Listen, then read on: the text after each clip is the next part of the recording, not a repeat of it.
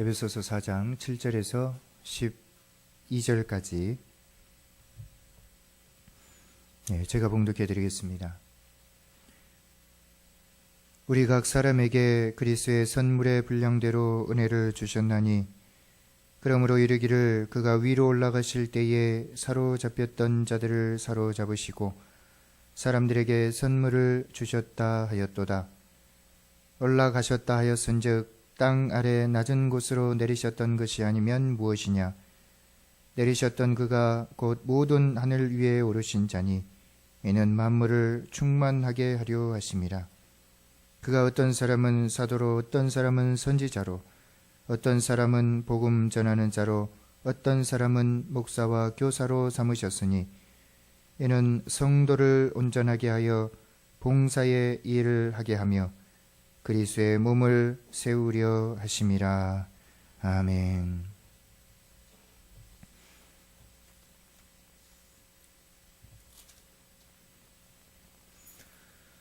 지난 시간에 우리가 4장 1절에서 6절까지의 말씀을 우리가 살펴보았습니다. 그래서 여기서는 이제 이 사도 바울이 모든 족속에게 이름을 주신 그 하나님 앞에 기도를 하고 있고, 이제 그 기도를 마치고 나서, 그리고 이제 너희가 부르심을 그런 받은 일에 합당하게 행하라, 이제 이렇게 말씀을 하고 있습니다. 그래서 우리들은 다 부름을 받았지요.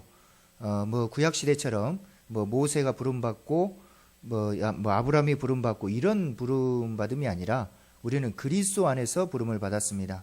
그러니까 구약 시대 때는 어떤 딱 특별한 어떤 사람, 바로 그런 사람들을 지명하거나, 그래서 그런 방식으로 하나님께서 역사하시고 구약의 나라를 이끌어 가셨습니다. 그래서 온 천하 만민 중에서 바로 이스라엘만 자신의 백성으로 부르시고 그들과 함께 하시고 인도하셨던 것입니다. 그러나 이제 신약 시대 때는 이제 천하 만민을 다 부르셨죠. 그래서 누구를 지명하여 불렀다, 이런 개념이 아니라 우리는 이제 그리스도 안에서, 그리스도께서 우리 죄를 위해서 죽고 부활하심을 통해서 이제 우리들은 바로 예수 그리스도를 통해서 하나님을 믿게 되었던 것입니다. 그런 의미로 우리가 부름을 받은 것입니다. 구약 때처럼 누구를 딱 지명했다, 이런 개념이 아닙니다. 그러니까 실은 어떻습니까? 우리에게 많은 자유가 있는 것이죠. 실은 믿고 싶으면 믿고 싶지 않으면 안 믿어도 상관없습니다. 그러나 믿는 자들은 우리가 예수 그리스도를 통해서 이제 하나님의 백성, 하나님의 자녀가 되었다, 그런 의미로 우리는 부름을 받은 것입니다. 그래서 이제 부름을 너희들이 받았기 때문에, 그리스도를 통해서 이제 하나님의 백성이 되었기 때문에 그 부름 받은 것에 합당하게 행하라, 이렇게 말씀을 하고 있지요.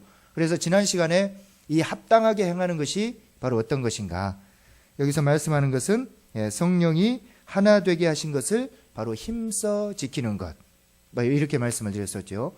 바로 성령께서 우리를 하나 되게 하셨는데, 한 몸 되게 하셨는데, 한 가족이 되게 하셨는데, 바로 그것을 힘써 지켜라, 이렇게 말씀을 하고 있습니다. 그래서 어떻게 힘써서 지킬 것인가, 그 2절에 설명이 되고 있지요. 겸손함과 온유함, 서로 간의 관계에 있어서 겸손과 온유, 그리고 오래 참음, 사랑 가운데서 서로 용납, 그래서 받아들이는 이런 관계, 이런 관계를 통해서 성령이 하나 되게 하신 것을 힘써 지키라. 바로 이런 것들은 성령이 우리를 하나로 묶는 바로 그런 띠다, 이런 방식으로 말씀을 하고 있습니다. 그래서 왜 이처럼 우리가 하나됨을 힘써 지켜야 되는가, 왜 그런다고 그랬습니까? 거기 4절, 5절, 6절에 말씀함과 같이 바로 삼위일체의 사역이 무엇이냐, 성삼위일체, 하나님, 예수님, 성령님, 삼위가 계시는데 각각의 사역이 다 다릅니다. 어떤 의미로 하나님께서는 구약시대 하나님께서 그 이스라엘 나라를 이끌어 가셨고, 그리고 이제 신약시대 와서는 바로 예수 그리스도의 그런 시대가 있었고, 그리고 지금은 성령의 시대라고 그렇게 이야기를 합니다. 그래서 하나님과 예수 그리스도 또 성령님, 모든 이 삼위의 그런 하나님의 그런 그 역할이 무엇이냐, 사역이 무엇이냐, 그것은 바로 하나 되게 하는 것이라는 것입니다. 하나님께서는 이스라엘 백성들을 구약시대에 선택하셨지요. 그렇지만 이스라엘 백성들을 선택을 통해서 우리가 구약을 보면 알지만은 바로 천하 만민이 다 복을 받기를 원하셨습니다. 그런 하나님의 사역이 이스라엘부터 출발을 하였던 것입니다. 그리고 나서 그것이 이제 예수 그리스도에게서 이제 그리고 성령이 오심을 통해서 이제 그것이 확정되고 완전히 증거가 된 것입니다. 그래서 이처럼 삼위의 하나님의 사역은 바로 하나 되게 하신 것이다. 이제 누구를 막론하고 남녀노소 지위 고하를 막론하고 이제 모두가 그리스도 안에서 하나다. 예수 그리스도를 믿는 사람들은 이제 하나다 하는 것입니다. 그래서 어떻게 하라고요? 그 하나됨을 이제 철저하게 지켜가라. 겸손과 온유함 가운데 우리의 한몸됨을 힘써 지키라. 그런 방식으로 말씀을 하고 있습니다. 이것이 바로 부르심에 합당하게 행하는 것입니다. 그리고 나서 이제 오늘 7절에서 여기 12절까지의 말씀은 이처럼 우리를 이제 부르신 그 이유가 무엇인가, 그런 것에 대해서 오늘 7절에서 12절까지 말씀을 하고 있습니다. 그래서 이 하나됨을 지키게 하기 위해서 이제 신약시대에 새로운 직분자들을 주셨다. 그러니까 신약시대에 세워진 것이 무엇입니까? 바로 교회이지요. 구약시대 때는 뭐가 있었다고 그랬습니까? 하나님을 섬기는 방식이 무엇을 통해서? 성막, 성전. 그러니까 성막 시대가 끝이 나고 그 다음에 솔로몬부터 성전 시대가 도래를 하지요. 그리고 이제 성전 시대도 끝이 나고 이제 예수 그리스도께서 오심으로 그분이 죽고 부활하심으로 이제 교회의 시대가 도래를 하는 것입니다. 그래서 성막을 봉사했던 사람들, 성전에 봉사했던 사람들, 그리고 이제 이 교회에 봉사하는 사람들, 이렇게 이제 각각 나누어질 수가 있겠다라는 것입니다. 그래서 이제 이 신약 시대 하나님께서 이처럼 이 교회를 세우기 위해서 하나됨을 유지해 가기 위해서 바로 이 교회를 세우셨고 그리고 그 교회에 직분자들을 주셨다. 그 말씀이 바로 오늘 말씀입니다. 그래서 12절의 결론의 말씀이죠. 거기 보시면은 이는 성도를 온전하게 하여서 봉사의 일을 하게 하며 그리스도의 몸을 세우게 하려 하심이다. 이렇게 말씀을 하고 있습니다. 그래서 그리스도의 몸, 교회를 세우시려고 바로 이처럼 이제 하나님의 은혜의 선물을 이제 주셨다. 그 말씀을 하고 있습니다. 자, 그러면은 7절부터 오늘 살펴보도록 하겠습니다. 자, 7절에 보시면은 우리 각 사람에게 그리스도의 선물의 분량대로 은혜를 주셨다. 이렇게 말씀을 하고 있습니다. 자, 우리 각 사람에게 은혜를 주셨다. 각 사람에게 은혜를 주셨다. 이렇게 말씀을 하고 있지요.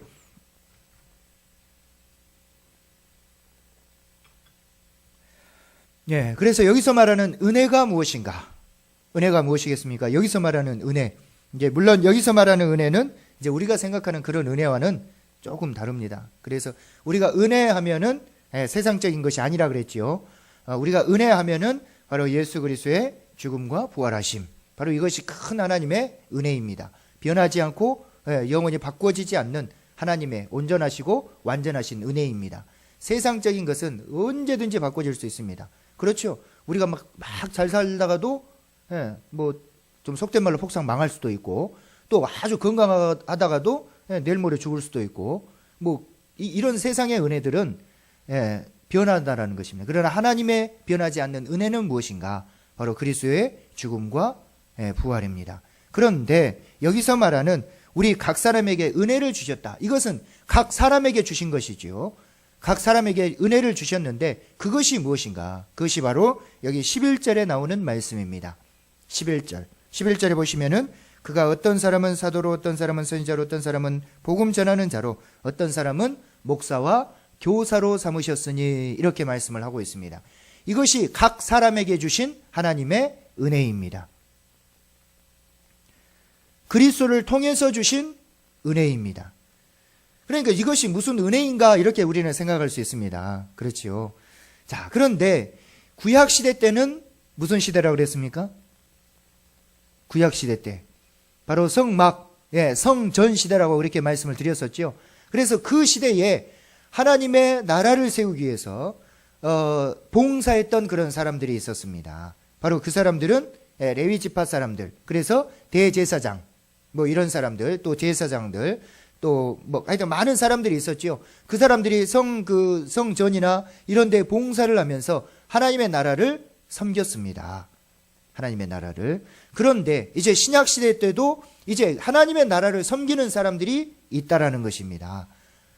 그래서 그 사람들은 그리스도를 통해서 예, 그 은혜를 주셨는데, 그 직분을 주셨는데, 그것이 바로 11절에 말하는 그 직분이라는 것입니다.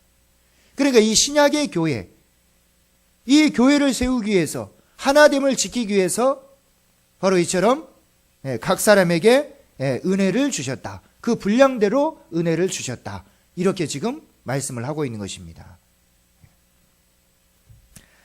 그래서 우리 각 사람에게 그리스도의 선물의 분량대로 은혜를 주셨다. 바로 그것은 직분을 주신 것을 바로 여기서는 은혜라고, 각 사람에게 주신 은혜라고 그렇게 말씀을 하고 있습니다. 그러면서 8절에 보시면은 그러므로 이르기를 그가 위로 올라가실 때 사로잡혔던 자들을 사로잡으시고 사람들에게 선물을 주셨다 하였도다. 이렇게 말씀을 하고 있습니다. 자, 그래서 그리스도의 선물의 분량대로 은혜를 주셨는데 이것은 무엇과 같다고요? 바로 8절의 말씀과 같은 것이다. 이렇게 지금 말씀을 하고 있지요. 그래서 8절의 말씀은 어디 말씀을 인용을 하고 있습니까? 그러므로 이르기를 했기 때문에 어디 말씀에 이르렀습니다. 이미 일렀습니다. 이미 말씀을 한 것입니다. 그러니까 그 말씀이 이제 여기에서 성취가 되고 이루어졌다라는 그런 의미입니다. 어디 말씀을 인용을 하고 있습니까? 시편 68편 18절의 말씀을 인용을 하고 있습니다. 우리 시편으로 가보시겠습니다. 시편 68편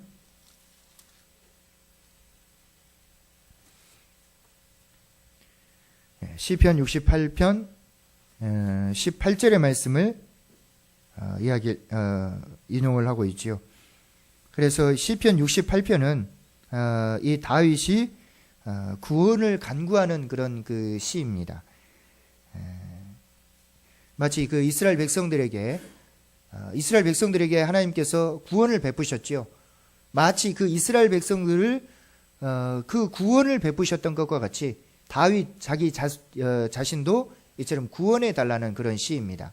그러니까 이스라엘 백성들이 애굽의 종된 삶에서 구원함을 받았고, 그리고 오늘 시편 68편을 보면 아시겠지만은 어디서요? 광야에서 구원을 받았습니다. 광야에서 먹을 것 없고 입을 것 없고 또 뭡니까? 또 여러 그 민족들의 그런 그 방해들이 있었지요. 그러니까 그런 것에서 구원함을 받았습니다. 누가요? 이스라엘 백성들. 마치 그것처럼 이제 자신에게도 아마 여기 쫓기는 상황인 것 같습니다. 다윗이 범죄에서 쫓겼죠, 말년에. 그러니까 그 상황에서 나를 구원해 주시옵소서 하는 것을 여기 시편 68편에서 말씀을 하고 있습니다. 그런데 지금 이 에베소서에서 이 바울은 68편 18절의 말씀을 인용을 하고 있지요.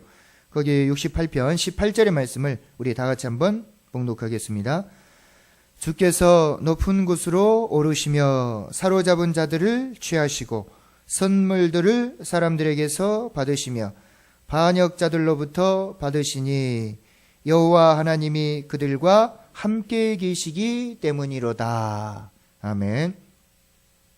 자, 이 말씀을 보면은 우리가 쉽게 이제 이해하기가 좀 어렵습니다. 그래서 앞에서부터 보시면은 1절에 한번 보십시다. 68편 1절에 보시면은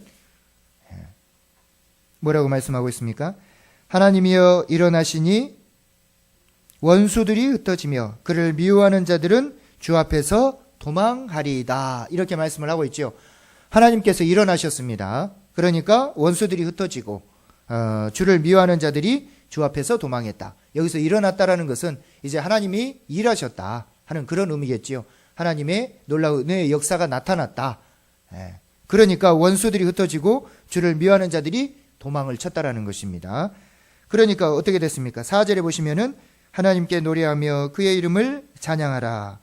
하늘을 타고 광야에 행하시던 이를 위하여 대로를 수축하라. 그의 이름은 여호와시니 그 앞에서 뛰놀지어다. 이처럼 원수들을 무찌르시니까 이처럼 노래하고 그 앞에서 뛰놀자, 이렇게 말씀을 하고 있습니다. 그러면서 7절에 보시면은 하나님이여 주의 백성 앞에서 앞서 나가사 광야에서 행진하셨을 때에, 그렇게 말씀을 하고 있지요. 그러니까 이스라엘 백성들이 광야 40년 동안 생활을 했었습니다. 그러니까 생활할 때 어떻게 해요? 이 이스라엘 백성들이 간 것이 아니라 실은 하나님께서 미리 어쨌다? 앞서 가셨다.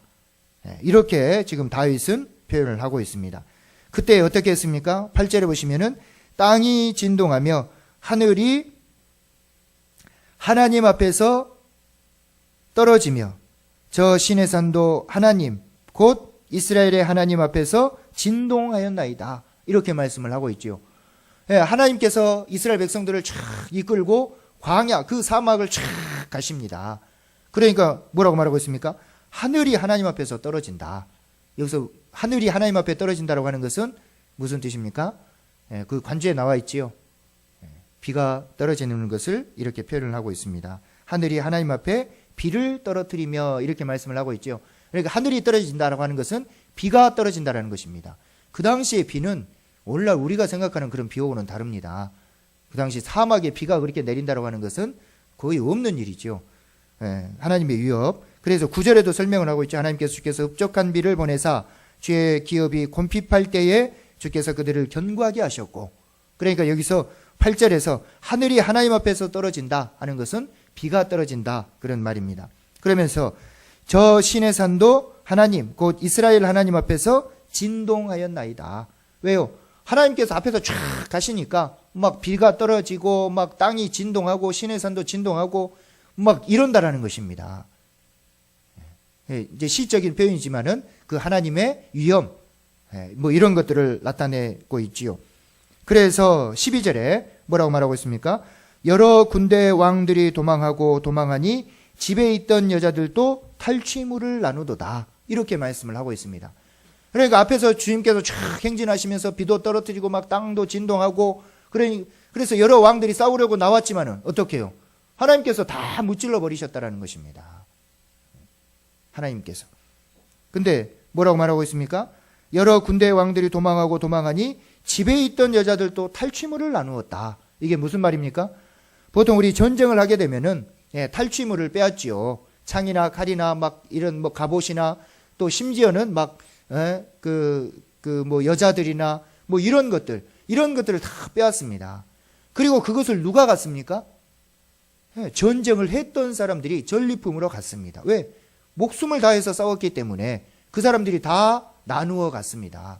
그런데 여기 보니까 그 탈취물을 누구도 나누고 있습니까? 여자들도 나눈다 이렇게 말씀을 하고 있습니다. 이것이 무슨 뜻입니까? 탈취물이 얼마나 많았던지 집에 있는 여자들조차도 그 탈취물을 나눌 정도로 그렇게 많았다라는 것입니다. 그래서 18절에 뭐라고 말하고 있습니까? 주께서 높은 곳으로 오르시며 사로잡은 자들을 취하시고 선물들을 사람들에게서 받으시며 반역자들로부터 받으시니 여호와 하나님이 그들과 함께 계시기 때문이라. 이렇게 말씀을 하고 있습니다. 자, 주께서 높은 곳으로 오르셨지요. 높은 곳으로 올랐다라고 하는 것은 바로 어떤 산에 오르는 것입니다. 그리고 사로잡은 자들을 취하시고 선물들을 사람들에게 받으시며 이렇게 말을 하고 있지요. 그래서 선물들, 그러니까 탈취물들 이런 것들을 어떻게 해요? 취하셨다. 그들에게서, 누구에게서? 포로들에게서. 그러니까 포로들을 어떻게 해요? 하나님께서 높은 곳으로 끌고 올라가셨습니다. 그리고 어떻게? 너희들 내놔라. 이렇게 하신 것이지요. 그래서 그들에게 보니까 탈취하시고 선물들을 사람들에게서 어떻게 해요? 받으셨다. 그리고 나서 반역자들로부터 받으시니 그렇게 말씀을 하고 있고 여호와 하나님이 그들과 함께 계시기 때문이라. 그러니까 왜 하나님께서 이 탈취물을 반역자들로부터 받았는가? 왜요? 바로 여호와 하나님께서 그들과 함께 하시기 때문이에요. 그들이 누굽니까? 그들이 누구예요? 바로 이스라엘 백성들. 이 여호와 하나님께서 이스라엘 백성들과 함께 하셨기 때문에 나가서 전쟁에 싸우셔서 탈취물들을 취해서 너희들 내놔라 하면서 탈취물을 취해서 자기 백성들에게 여호와 하나님께서 나누어 주셨다라는 것입니다.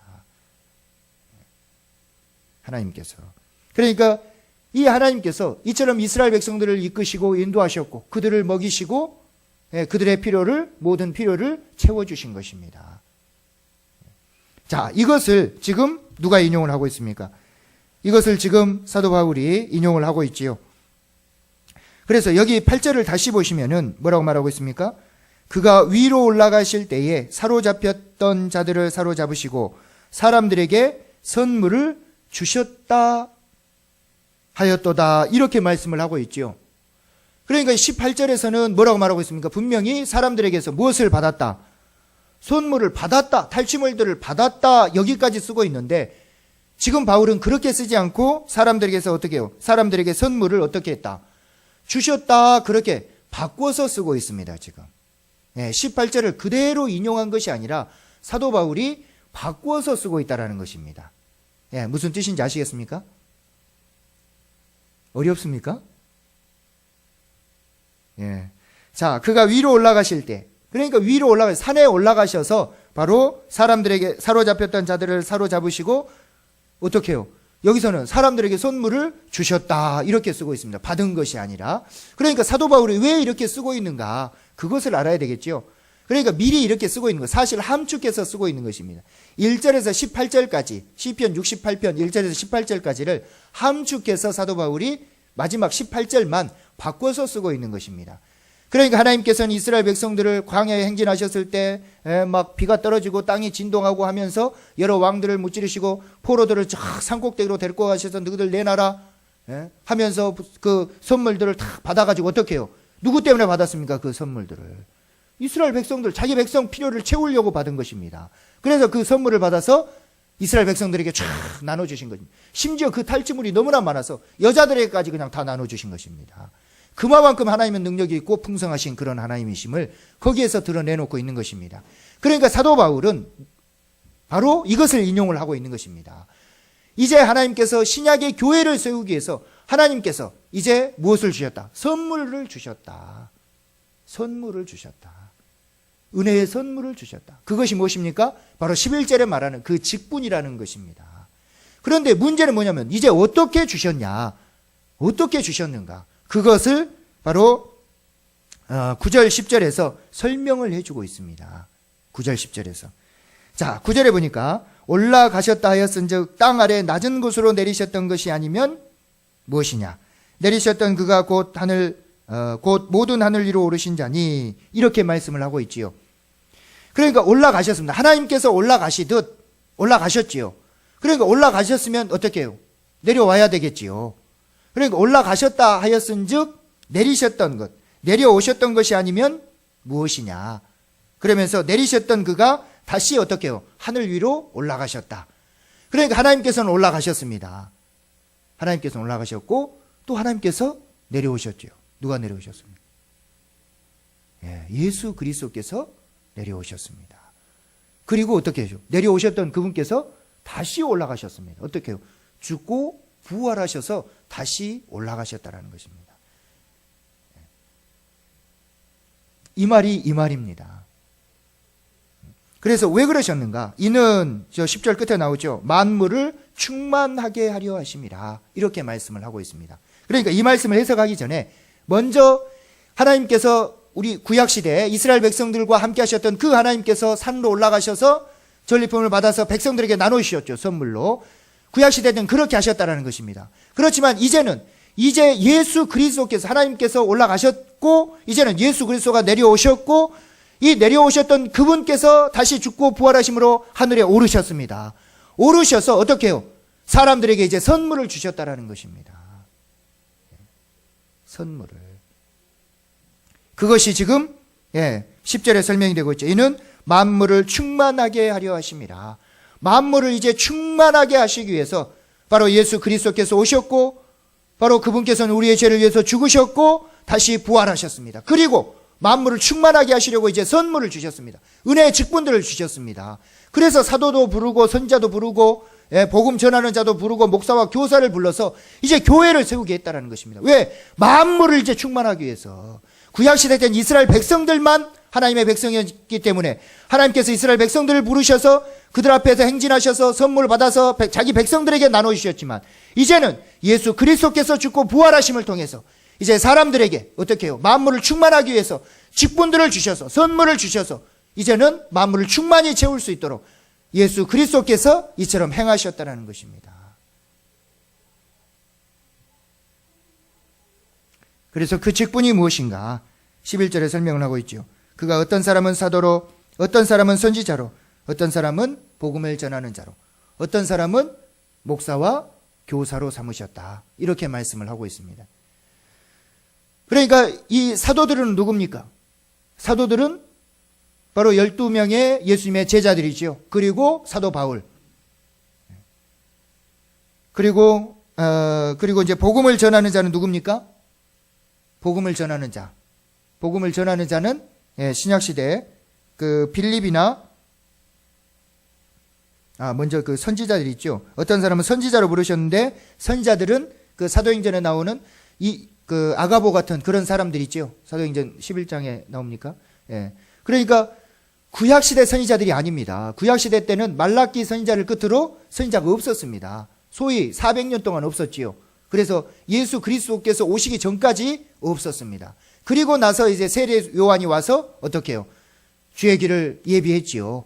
6개월 전에 와서 바로 예수 그리스도 주의 길을 예비했고, 그리고 신약시대 때 선지자들이 있었습니다. 그 선지자입니다. 구약시대 선지자들이 아닙니다. 그러니까 하나님의 교회를 세우기 위해서 신약 초기에 활동했던 그 선지자들이라는 것입니다. 그리고 뭡니까? 복음을 전하는 자들은 누굽니까? 빌립이나 디모데 같은 사람들. 그러니까 그 제자들, 예수님의 그 12제자와 바울을 뺀 그런 그 초대 시대에 그 복음을 전했던 그런 사람들, 바로 그런 사람들이고, 그리고 이제 목사와 교사. 목사와 교사는 알겠지요. 지금 그 교회를 세우고 있는 그런 사람들. 이런 사람들을 하나님께서 부르셨다라는 것입니다. 바로 신약의 교회를 세우기 위해서 바로 이처럼 새로운 직분을 주셨다라는 것입니다. 그런데 문제는 뭐냐 그러면은 우리는 바로 이런 것들을 어떤 계급적으로 생각을 해버립니다. 계급적으로. 그런데 계급으로 생각해서는 결단코 안 되는 것이죠. 다 평등하고 다 똑같습니다. 구약시대 때는 그러지 않았다 그랬죠. 제사장이 있으면 대제사장이 있어서 어떻게 해요? 다 계급을 따라서 나눠진 그런 시대였지만은 신약시대 때는 이제 직분을 따라서 하나님의 나라, 하나님의 교회를 섬기는 것이지 계급으로 교회를 섬기는 것이 아니라는 것입니다. 그래, 여러분 이 점에 대해서 아주 확실히 알고 계셔야 됩니다. 이제 이 부분에 대해서는 다음에 언제 설명할 기회가 아마 있을 것입니다. 자, 그렇다면은 이처럼 하나님께서 이 만물을 충만하기 위해서 왜 이처럼 직분자를 주셨는가? 각 사람에게 은혜의 이런 선물들을 주셨는가? 왜 주셨습니까? 바로 12절에 보니까 이는 성도를 온전하게 하여 봉사의 일을 하게 하며 그리스도의 몸을 세우려 하심이라. 이렇게 말씀을 하고 있습니다. 성도를 온전케 세우기 위해서, 성도들이 바르게 서기 위해서 이처럼 목사를 주셨고 교사를 주셨다는 것입니다. 아니, 목사와 교사는 지금 활동하는 사람들이고 초대교회 때는 누굽니까? 사도들을 주셨죠. 우리 사도행전이나 이런 그 복음서들이나 이런 것들을 보면은 사도들의 그런 삶이라든지 사도들이 증거하는 예수 그리스도라든지 이런 것들에 대해서 알 수가 있지요. 그러니까 그들을 통해서, 그들의 삶을 통해서, 그들의 말씀을 통해서 우리가 이제 성도들이 이제 바로 설 수 있도록 그렇게 부르셨다라는 것입니다. 그래서 봉사의 일을 하게 하며 그리스도의 몸, 이 교회를 세우기 위해서 이처럼 신약시대의 새로운 직분자들을 부르셨다. 이렇게 말씀을 하고 있는 것입니다. 그래서 만물을 충만케 하기 위해서 하나님께서는 이처럼 각 사람들에게 은혜의 선물들을 이처럼 나누어 주신 것입니다. 은혜의 선물들을. 그래서 이처럼 교회를 세울 수 있도록 하나님께서, 그래서 이러한 삶이 어떤 삶이냐? 바로 부르심에 합당하게 행하는 것입니다. 우리가 다 부름을 받았습니다. 저만 목사로 특별히 부름받고 그런 거 없습니다. 어떤 사람들은 우리 신학교 가면 그럽니다. 많은 좀 연세가 드신 분들이 가끔씩 신학교 옵니다. 그러면은 내가 이 일 저 일 다 해봤는데 다 망하고 내 길은 이 길인 것 같아서, 목회를 하는 것 같아서 내가 늦게나마 왔다고 그렇게 이야기를 합니다. 실은 그러진 않습니다. 목사와 교사는 같습니다. 그리고 저도 사실 목회 안 하고 싶으면은 내일이라도 안 해도 아무 상관없습니다. 하나님 뭐라고 안 그러십니다. 신약시대 때는 아니라는 것입니다. 사도들은 특별한 부르심이 있었기 때문에 다릅니다. 예수 그리스도께서 하나님의 나라를 증거하고 전파하기 위해서 신약 초기에 이제 새로운 하나님의 나라가 임했기 때문에 그 일꾼이 필요했던 것입니다. 그래서 12지파를 통해서 구약의 하나님의 나라가 이루어졌듯이 신약의 나라도 12명의 제자를 통해서 이루어졌습니다. 그러나 신약시대 때 그래서 특별한 부르심이 있었지만은, 그러나 지금 목사는 특별히 네 목사해라, 내가 네를 불렀다, 이런 거 없다라는 것입니다. 제가 아는 분 중에도 힘들어서 목사직 벗고 가서 일하십니다. 열심히 생활하세요. 성실하게 생활하시고. 왜? 목사가 첫째는 이 가족의 부양이 안 되면은 어떻게 되겠습니까? 얘들은 저기 3명, 그 집이 3명인가 키우는데 저보다 5살인가 더 많은 목사님이셨는데 지금 가서 열심히 일하고 가족들 부양 잘하고 열심히 신앙생활하고 잘 계십니다. 그러니까 목사와 교사는 같은 위치입니다. 제가 여기 서 있다고 여러분보다 뭐 높거나 뭐 여러분보다 똑똑하거나 그런 거 전혀 없습니다. 그래서 각 사람에게 어떻게 해요? 은혜의 선물의 분량을 다 주셨다라는 것입니다. 그러니까 이처럼 우리가 부름을 받았는데 우리가 이 교회를 세우기 위해서 어떻게 행해야 될 것인가? 나는 목사가 아니니까, 나는 교사가 아니니까, 뭐 나는 찬양대가 아니니까 나는 그냥 교회만 왔다 갔다 한다? 그런 것은 뭘 몰라도 아주 한참 모르는 것입니다. 우리들의 작은 그런 각자의 맡은 자리에서 이 작은 수고들, 이 수고들을 통해서 교회가 세워지는 것이지, 제가 뭐 어떻게 교회를 세우고 어떤 뭐 집사님이 어떤 장로님이 교회를 막 세워나가고, 그건 다 거짓말입니다. 성도들 한 사람 한 사람이 교회를 세워나가는 것이 뒤에 나옵니다. 한 사람 한 사람이 교회를 세워나가는 것이지 어떤 특정 누구가 교회를 세워나가는 것이 결코 아니라는 것입니다. 그래서 오늘 말씀에서는 각자 이 부르심에 합당하게 해결하. 하나님께서 구약시대 백성들에게 은혜의 선물들, 이 전리품들을 나눠주셨지, 이제 신약시대 백성들에게 은혜의 선물들을 주셨지 않느냐. 왜? 교회를 세우기 위해서. 예수 그리스도의 그 죽음과 부활하심을 통해서 신약시대의 새로운 교회를 세우기 위해서 이처럼 은혜의 선물들을 주셨지 않느냐. 그러니 이 교회를 힘써 세워나가라는 것입니다. 서로 싸우지 말고, 서로 다투지 말고, 겸손과 온유함 가운데 성령이 하나 되게 하신 것을 힘써 지켜가면서 서로를 존중하고 서로를 위해주고 서로를 섬기면서 각자의 맡은 자리에서 나는 은혜의 큰 선물을 받았다, 이런 마음과 이런 생각으로 교회에 봉사하시고 헌신하라는 것입니다. 이것이 바로 하나님의 나라를 세우는 것입니다. 이것이 하나님의 교회가 세워지는 것입니다. 아무쪼록 저나 여러분의 삶 가운데서도 이처럼 우리가 귀한 은혜의 선물, 정말 누가 일확천금을 준다고 해도 그것과는 바꿀 수 없는 귀한 은혜의 선물들을 받았습니다. 교회의 교사 직분, 이것은 제가 봤을 때는 대통령보다도 더 귀한 직분입니다. 우리 그 루즈벨트입니까? 누구 링컨입니까? 그 대통령이 그랬다 그랬지요. 주일날만큼은 주일학교 교사였기 때문에 그 교회 가서 주일학교 교사로 봉사했다라고. 대통령이. 우리는 그런 생각 없지요. 다 때리치고 대통령인데 뒷짐지고 다니겠지요. 나는 장로인데 하면서. 이 교회의 직분이라는 건 뭔지를 모릅니다. 얼마나 이 하나님 나라의 교회의 직분이라고 하는 것이 애처롭지요. 어쨌든 간 오늘 말씀을 통해서 우리가 다시금 우리가 어떻게 이 교회를 세워나가야 될 것인지, 과연 부르심에 합당하게 행하는 것이 어떤 것인지, 이런 것들을 깊이 깊이 생각하시는 저 여러분의 삶이 되시길 주님의 이름으로 축원합니다.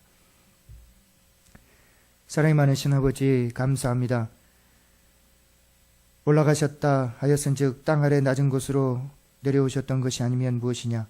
내리셨던 그가 곧 하늘 위로 오르신 자니 이는 만물을 충만하게 하려 하심이라 말씀하시며, 우리 주 예수 그리스도의 그 죽음과 부활, 바로 이것을 통해서 만물을 충만케 하시려고 이제 신약시대 새로운 직분을 주셔서 우리를 불러주시니 참으로 감사를 드립니다. 우리 모두가 목사이요 우리 모두가 교사입니다. 아버지 하나님, 우리 모두가 이 교회를 세우기 위해서 희생과 헌신의 삶을 다할 수 있도록 하나님 도와주시옵소서. 참으로 이 귀한 은혜의 선물을 받았으니 아버지 하나님, 참으로 이것을 위해서 살 수 있는 우리 모두의 삶이 될 수 있도록 하나님 이끌어 주시옵소서. 우리가 죽으면 참으로 무엇이 남겠습니까? 세상에 받은 영광, 참으로 세상에서는 물질이 남겠습니까? 우리에게 남는 것이 있다면 그것은 우리가 하나님의 나라를 어떻게 섬기고 봉사했는지 바로 이것만 남을 것입니다. 우리는 이 땅의 삶만 사는 것이 아닌 줄 압니다. 영원한 삶이 있는 줄 압니다. 이 땅의 삶을 위해서 살지 않고 영원한 삶을 위해서 살 수 있는 우리 모두가 될 수 있도록 도와주시옵소서. 그래서 하나님께서 이처럼 죽고 부활하심을 통해서 귀한 은혜의 선물들을 각 사람의 필요에 따라 주셨으니 우리가 받은 이 귀한 은혜의 선물들을 잘 활용해서 곧 부르심에 합당하게 행할 수 있는 우리 모두의 삶이 될 수 있도록 하나님 이끌어 주시옵소서. 그리함으로 우리의 삶이 하나님 앞에 영광이 되게 하시고 우리 교회가 온전히 설 수 있는 놀라운 은혜의 역사가 함께 할 수 있도록 하나님 축복해 주시옵소서. 언제나 주님께서 우리와 함께 계심을 감사하며 우리 주 예수 그리스도의 이름으로 기도하옵나이다. 아멘.